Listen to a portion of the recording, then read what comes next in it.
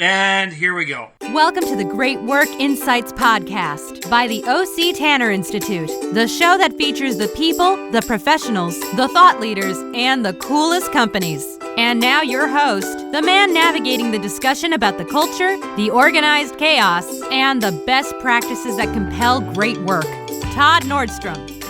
I'm fascinated by something happening in society, and I don't really know how to explain it, but it's coming out of reality television.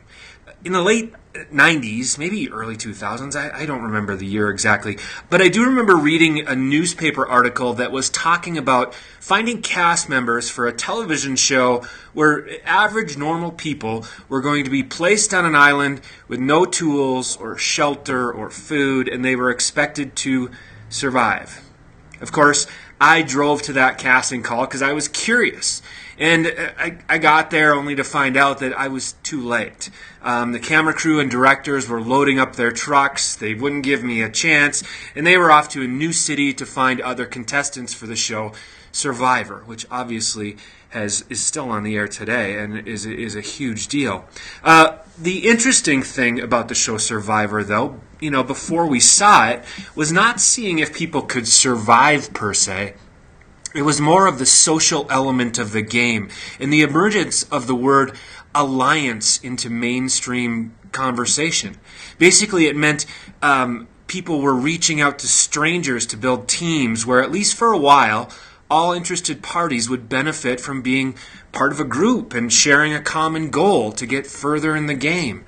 The concept of alliance is now a common everyday term and is a large part of the formula for success when it comes to winning any reality TV show. But it's not the end of it. It's not the end of the power of that word. Research we've conducted at the O.C. Tanner Institute adds an interesting element to this concept of alliance, meaning something we call your inner circle. These are the people you know well and trust and talk to day in and day out. The research, and this actually happens in reality TV as well, shows that although having a strong inner circle is great, it's when people reach to their outer circle that the real magic happens. In fact, 72% of work projects that receive awards include a person reaching out of their inner circle to their outer circle and talking to people with other perspectives, sometimes perspectives that contradict their own. Our guest today has also done his share of research on the power of both inner and outer circles. He's a guy who understands that no matter what your role is in an organization, whether it's a salesperson or a manager or a leader or whatever you call yourself, if you want to get people to buy into your ideas, you can't do it alone. Please welcome to the show New York Times bestselling author Tim Sanders. Tim is the author of the brand new book titled Deal Storming, the secret weapon that can solve your toughest sales challenges. Tim, welcome back to the show. Absolutely. Glad to be back, Todd. Hey, Tim, before we dive in, I want to clarify something to the audience, much of whom are HR leaders, they're managers of teams, there's leaders within companies. This is a book that's directed at salespeople. Is everyone a salesperson? Absolutely. So everyone in an organization has a sales challenge of sorts. So I'm sure you know this, the last 2 years of my corporate career at Yahoo, I worked in human resources.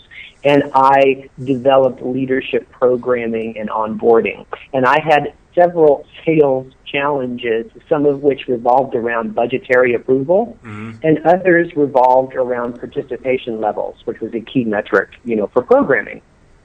And I learned that many of the different techniques I had developed as a sales executive when I was Chief Solutions Officer worked equally well, specifically collaboration.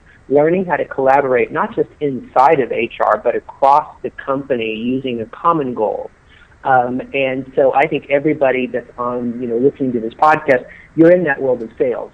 But let me give you a second way of thinking about this. If you're listening right now, and your company sells a product that's business to business, whatever that product is, a solution, technology or business, a marketing solution, whatever, you are a sales-driven company. And I say this because that's your only barrier to entry. Your barrier to entry as an enterprise is your ability to create large relationships with other companies. As a result, what I've seen is that this issue of sales innovation is a company-wide issue as much as product innovation is a company-wide issue. And here's the last thing. In my experience over 100 deal storming projects, what we've learned is that when a bunch of different department groups come together around a big sales challenge, either a landmark account or saving a key account, it weaves into the fabric of the entire company that around here, when faced with a challenge, we work as a team and we put competition on the outside. Because you know, Todd, culture is a conversation led by leaders and punctuated by actions and storytelling about how we do things here. And there's no collaborative event with a more clear win and loss than a sales challenge. So as a result, I find myself talking to so many CEOs, so many chief people officers about becoming more interested in the training function, zeroing in on teaching sales management the fine art of cross-departmental collaboration. It's interesting to think of the word collaboration cross departmental. It's a really interesting concept. Tim, I know many of the listeners right now are probably they're thinking about that. Whether or not it's the collaboration within their own team or the collaboration, from one department to the next, and they're wondering, how and can they get along and collaborate if they have the right people.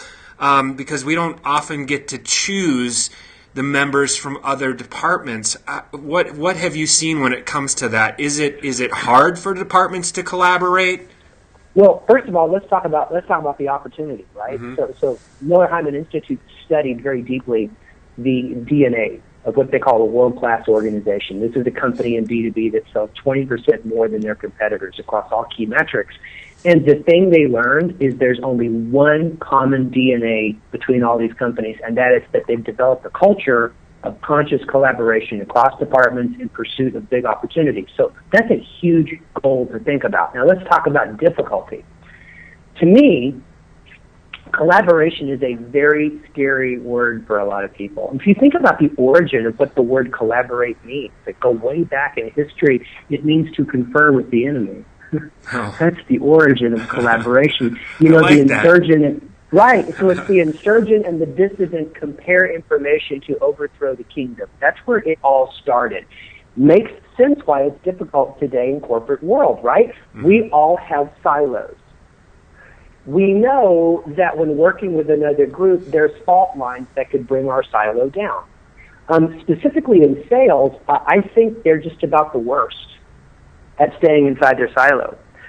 There's a lot of reasons for that, but let me just kind of give you the highlights. I talk to some organizations and say, okay, guys, when you have a big challenge, the smartest thing you do is stop looking for experts in your silo and bring everybody to the table who has a stake in the outcome or expertise about the problem. That's how you do it. And they say things like, well, I don't want to work with the land of no. And I go, who's the land of no?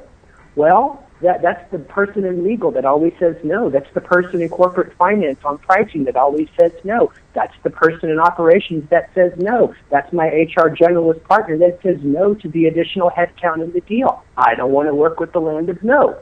And then on the flip side, they say, I don't want to work with the land of slow. And I go, who's slow? They go, marketing's slow. Everything they do takes a month to get to us. Bringing an executive in on a meeting makes the whole process slow. So there's a natural resistance on the part of sales to let go of the process a little bit and deal with the land of no or the land of slow. So that's why I think it becomes an executive issue, because once sales tries it, and we see this example in the book with Career Builder, once sales tries it and it creates a landmark win, that story spreads everywhere inside the sales culture, and they realize it's a Swiss Army knife, and it begins to change everything. I mean, at some of my clients that have done this, you see salespeople no longer eating in the break room with other salespeople because they get it now. Yeah. They get that the secret to success is to develop relationships across the company long before you need them. So now they're sitting with engineering, they're sitting with HR, they're sitting with finance, they're listening, they're empathizing, they're doing favors, they're building underground tunnels, Todd, between the silos, but it all comes down to leadership saying, together we're going to win this. Genius is a team sport. Here's an opportunity. Build me a team. And the key is going wide. Because all of the research I've read says that there's something magic about what I call the collaborative rule of 4 or more. So I'll paint you a picture here. So, typical collaboration. Salesperson, sales manager. That's not collaboration. That's line work. Okay, so let's rule that out. Next typical collaboration. Sales lead and a marketing lead. Still, that is not quite collaboration. I call that the dynamic duo. When you get to 4, so you've got 4 different disciplines involved. I'm making this up. Sales, marketing, finance, talent management. If you get the 4 of them involved in a conversation, now you've built the Justice League. And our research says the power of 4 diverse minds or more increases by a factor of 5 the discovery of what I call a next best play, the next thing we do. Because when you solve a big challenge, and I'm using sales as an example, but this applies to anything. When you solve a big challenge, it isn't because of a eureka moment. It's 100 little ideas that add up to momentum. So that's why I think it's really important for everybody in an organization to think a lot about that. And what's interesting for those that are listening to this podcast that are in the HR world, in several of my consulting engagements, involving specifically a generalist or someone from staffing really helped on the presentation development. Say, when they were really stuck in the sale, helping the prospect understand what do they do as a company. Believe it or not, in B2B, that's a big problem. Sometimes you have so many products and so many services and so many disciplines, a person looks at you, you're an ADP, and they go, what do you do? And in many situations, the staffing person that's part of the deal storm says, can I say something? So I get that all the time when I recruit candidates. I get it a lot, especially from top-performing candidates. Here's our answer. We operate just like a mall. And I saw this at one of my engagements. The guy explained, we're a mall. The booking department stores represent this. The food court represents that. This is how we do it. And everybody in the room, from corporate marketing to sales, goes, oh, my God, I never saw it that way. They go right out to the client gets it, they got a deal 60 days later. So you would be surprised how great ideas come from the edges of the corporate domain. It's just a question of building the relationships, trusting the power of teamwork, and reaching out when you get stuck. And probably reframing your job, no matter what you are, to say, how can we turn every deal into a landmark deal? I mean, that's a big step. Let's talk about deal storming for a bit. Because I love this concept. You introduce a 7-step process in the book that is it's scalable, it's repeatable, and this blew my mind when I read this.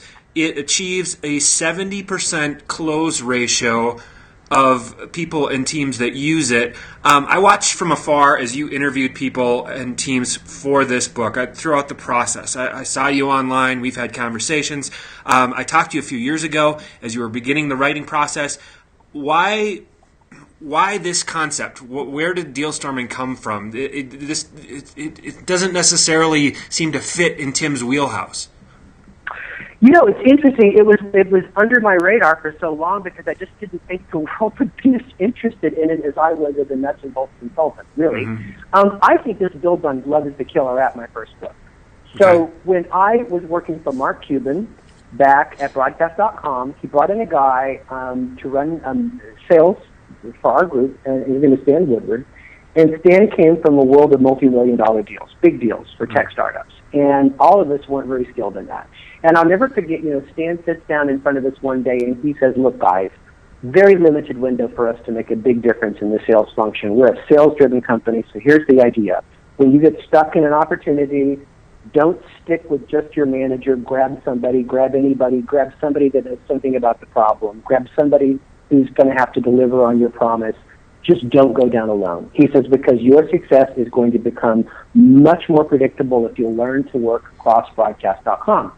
And what hit me, because I come from the quality circle days, that's what I did, is I was like, wow, two concepts come together.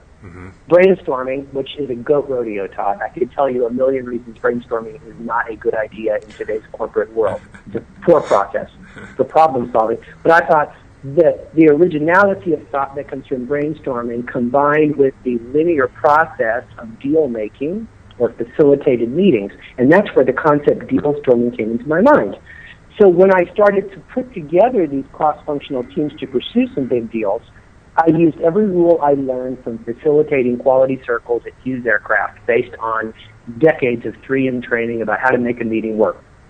And so I began to experiment with a unique process to put around our deal storming meetings that was not the same 4 rules that, Alex Osborne developed for brainstorming. And the process came from this. We were wildly successful at doing deals our competitors couldn't do. And that's kind of how broadcast.com got Yahoo's attention, is that we were able to push all of our competitors out of major accounts by wrapping up big deals. It really improved our valuation. When I got to Yahoo, now this is 2000, the market crashes that spring. And we have to replace our entire customer base of .com companies with real companies like Nike and Procter & Gamble and, Disney and all these other folks. And it was hard. So I began to really build upon this process. At Yahoo, we had a group I ran called the Value Lab, and we were like the big deal SWAT team. Over 40 engagements over 2 years. We did $600 million of big deals in 2001, 2002. Very hard years to do business in. And then, over the next decade, I started to get asked, based on that success, to help some of the people we did deals with on how they did deals. And then after the Great Recession hit in 2008, I did 60 of these engagements in 2009 and 2010, helping companies do big deals in the face of adversity through collaboration. And just over and over again, I kept refining the process. And it really kind of, hit me about 2 years ago that it's clearly a 7-step process. And then if you follow every step of the process, it is a very repeatable process. And it's a repeatable process that always, 100% of the time, always improves insights for the problem owner, a.k.a. the account executive or the sales leader. And that is the goal of collaboration, is to improve the insights, to improve the quality and quantity of insights around a specific challenge. And so that's kind of where the process came from. 70% closing rate is, I got to tell you, it's remarkable. It's 2x what most companies will tell you they have when they put SWAT teams against big deals. Because you have to understand, Todd, the smallest deal storming engagement I worked on was $280,000. That's the smallest one, and that was for a startup that had never done that kind of deal in that kind of vertical. So that was actually a big deal when you think about it. The average deal we did, if I take out a defense contractor deal, the average deal is somewhere around 5. So these aren't small deals. Yeah. And you do put a lot of resources against the larger ones, but still, dude, you don't close more than a third of those in the general terms. But in our experience, when we engaged with a fully blown deal storm, 7 out of 10 times that thing closed, and then 3 out of 10 times when it didn't close, we didn't have a product prospect fit. It wasn't the process. It was just, it wasn't a fit. I love that, but let me play devil's advocate here for a second. For the people that still might be listening and saying, I love this idea, I love the departmental collaboration, I love the fact that you've got this 7-step process. They still are trying to figure out how they plan it. Take a guy like me. My job as director of content for the O.C. Tanner Institute, how am I going to benefit from learning these 7 steps, or how is my organization going to benefit? How is a marketing manager, a project manager, how is anyone that's not directly in control of a sales process going to benefit? Well, first of all, the more you understand the process, the better you can play within that process. So as a content manager, I think what we should do is talk about the process first. I think that will frame everything for everyone on the call, on the podcast. So the process starts with qualifying a deal storm based on the size of the opportunity and the level of difficulty that we all face in solving it. Okay, so that's the first step, qualify. The second step is to organize this team. And you organize this team based on who has a stake in the outcome. Sometimes the teams are organized by a sales, leader. In several cases, it was organized by a marketing leader because marketing was trying to improve their alignment with sales and not just be some shared service, working with internal customers. So in certain situations, actually a dozen or more, marketing led the charge. And they led the charge by going to sales saying, moving forward, when you have a situation that looks like this, difficulty, high level of opportunity, count us in. We'll organize it, we'll facilitate the process, we'll partner with you on it, and we'll do work after these meetings. It was important to that marketing group because it repositions them as much more strategic and much less tactical. Just giving you an example here. So the third step of the process, once you've organized your team, is to prepare them. And the magic of preparing a team for a great collaborative meeting comes down to what I call the deal brief. This is usually written in a partnership between someone in marketing and someone in sales. So it's very short, it's very powerful. It helps everybody on the collaborative team understand the opportunity, the problem space, the influence map, the activities to date. It gives them a very specific assignment. So in your role, Todd, you would go to your business development or sales or partnership function and say, I am here on the ready to assist you throughout this process, beginning with helping you recruit your team with that really saleable value proposition and helping you write the deal brief, which I believe is the secret sauce to collaborative success. By the way, the other four steps are you have the meeting. I call it convene. You execute based on promises made in the meeting. You analyze the results and determine next steps and see if there's another meeting required. And then finally, the seventh step of the process is to report results regularly and to escalate innovations up to senior management to change the process. So you're not just thinking out of the box at the deal level, you're thinking out of the box to make it stronger. I hope you can see that in every one of those 7 steps, people outside of sales can make a huge contribution. Mm-hmm. And if you work at a company that doesn't do this kind of collaboration often, sometimes I see it's marketing-led. I've seen a couple of situations where it was HR-led, where HR was like, we're trying to create a more collaborative company. And we believe that doing big deals of collaboration across 4 or more departments could change the fabric of the company. So the HR generalist would actually serve as facilitators in the meetings, because in many situations, the AE, the account executive, might not have that experience. Mm-hmm. They might be way too involved in the commission structure to be as neutral as you need to be a facilitator. And in a couple of situations, Todd, I've seen the staffing group change the criteria for interviewing and hiring to ensure that new talent coming on board, especially management sales talent, has a history of collaborating and not just producing good numbers. And that changes the game too. Because however we've got to get there, we've got to get sales out of the silo if we want the entire company to truly be collaborative. Because remember, sales are usually rock stars in B2B organizations. They're the highest paid people besides the C-suite in an organization, and how they do things really determines the cadence of the entire company. So I think it's everybody's job. I was just paging through the book. I love how you laid it out. It's basically a map, and when you're talking about getting salespeople out of their silos and getting HR people involved and whatever, I love the fact that this is really a book about changing the process most of us use and collaborating. But do you think there's more collaboration in the workplace now than before, or do you think there's less? I think the amount of collaboration has roughly stayed the same. There have been some increases in certain verticals because of tools, say like Yammer, that Salesforce has. But it's still very limited. To be honest with you, I think it's the same. Here's the issue, though.